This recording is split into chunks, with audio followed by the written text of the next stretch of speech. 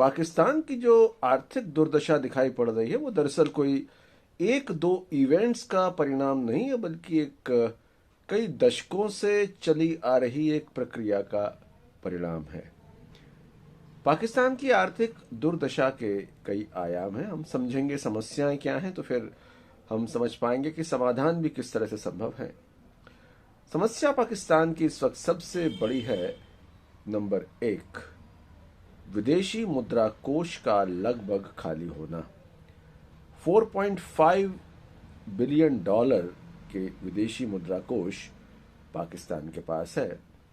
करीब एक हफ्ते से लेके 2 हफ्ते के बीच पाकिस्तान के जो पेट्रोलियम उत्पादों की जरूरत है उसको पूरा करने के लिए तकनीकी तौर पर यह रकम काफ़ी है, लेकिन यह रकम काफ़ी इसलिए नहीं है कि अगर पाकिस्तान करीब 7,000 कंटेनर्स जो कराची पोर्ट पर हैं उनका भुगतान करने के लिए इस रकम को खर्च कर दे तो यह रकम नाकाफी है।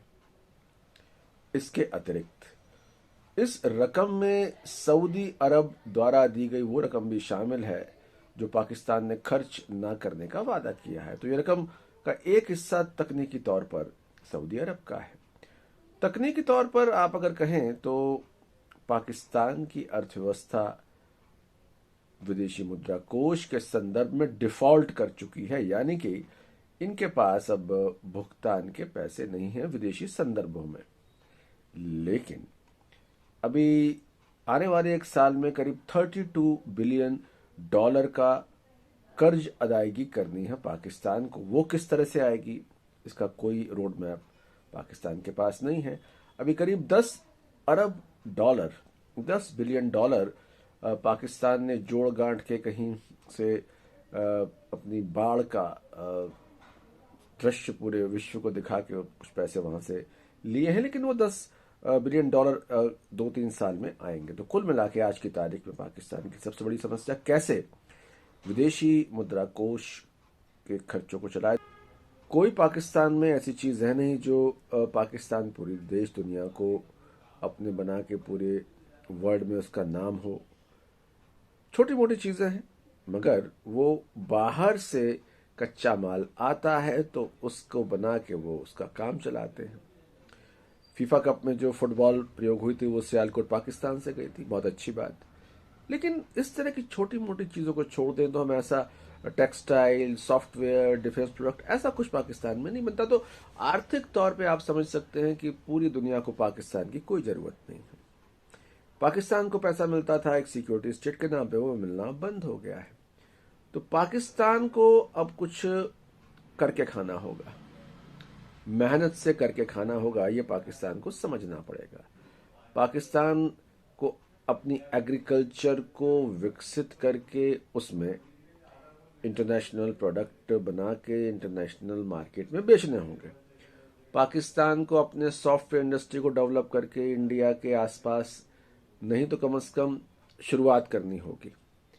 पाकिस्तान को अपने इंडस्ट्रियल प्रोडक्ट्स पे काम करना होगा। लेकिन ये सारी बातें नितांत हवाई बातें हैं अगर इस इकोनॉमिक्स के पीछे की पॉलिटिकल इकोनॉमी हम नहीं समझें।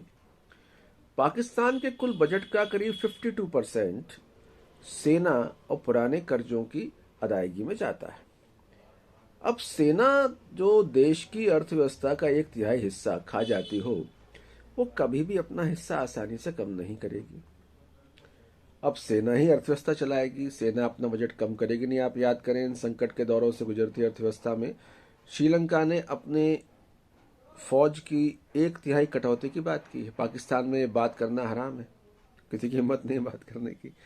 तो जिस मुल्क की बजट का करीब 50% हिस्सा सेना वाले ले जाएं, पुराने कर्जों की अदायगी ले जाएं, तो साहब बचता क्या है। तो इसलिए इसको समझते हुए पाकिस्तान के नेता और पाकिस्तान के सेना, जिसे वहाँ की भाषा में स्टैब्लिशमेंट बोलते हैं, ये मिलजुल के बैठेंगे, बात करेंगे तो बात बनेगी। वरना पाकिस्तान धीमे धीमे धीमे धीमे उस रास्ते पे जा रहा है जिस रास्ते से वापसी नहीं है। वापसी कहाँ से नहीं है? वापसी कि आप अफगानिस्तान या कि युगांडा या कि एक नाइजीरिया ऐसे देश बन जाओ कि जिसका नोटिस तब लेती है दुनिया जब आप कोई वहाँ बहुत भीषण कांड कर दो, कोई धमाका कर दो। तो पाकिस्तान छोटे मोटे धमाके नहीं, एटमी ताकत है, इसलिए बड़े धमाके भी कर सकता है। तो पाकिस्तान का इकोनॉमिक, पॉलिटिकल, सोशल रिलेवेंस अब एक उस व्यक्ति के तौर पे जिसके डिस्टरबेंस से सब लोग डरे रहते हैं। तो ये बड़ी खराब इमेज है, लेकिन पाकिस्तान ने कई सालों से इसको काम करके अर्जित किया है।